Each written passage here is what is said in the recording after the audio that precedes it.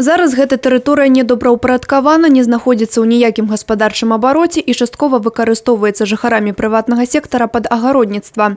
Згодна з архітэктурнай канцэпцыяй, тут плануюць стварыць максімальна камфортнае асяроддзе для пражывання. Прадугледжана ўзвядзенне некалькіх груп шматкватэрных дамоў з пераменнай павярховасцю, стварэнне пешаходнай алеі, спартыўнай зоны. Плануецца дзіцячы садок, не абыдзецца і без зялёнай зоны. Во-первых, это предложение, это всего лишь предложение, это не окончательный вариант застройки.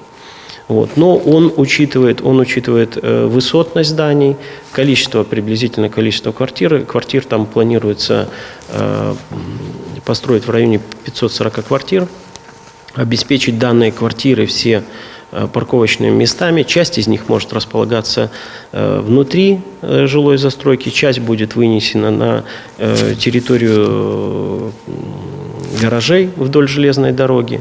Вадзіма найбільше не зусім задавальняе прадстаўленая архітэктурная канцэпцыя. Як жыхара прыватнага сектара, яго асабліва хвалюе стварэнне дрэнажнага канала. По весне, по осени и летом, если большие дожди, топит конкретно.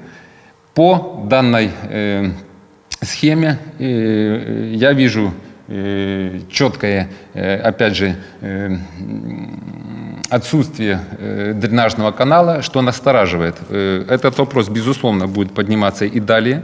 В проекте установлено 10 домов многоэтажных.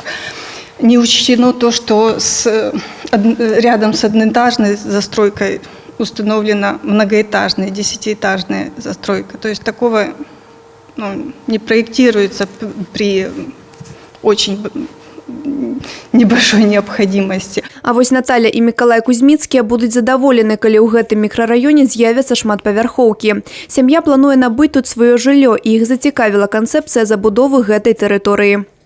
Ну, хорошо, если там будут дома. Хороший район. Очень хороший. Район Молодежи хороший, много, школы. Да, и детский садик бы еще там. Ну, там есть небольшой какой-то в планах. Там. Грамадскае абмеркаванне архітэктурна-планіровачнай канцэпцыі група шматпавярховых жылых дамоў па вуліцы Вулькаўская будзе доўжыцца па 21 лістапада. Кожны жадаючы можа высылаць свае прапановы ў пісьмовым або электронным выглядзе ў брэсцкі гарвыканкам. Анастасія Цыкун, Роман Філюціч, Тыгран Акапян, тэлерадыёкампанія «Брэст».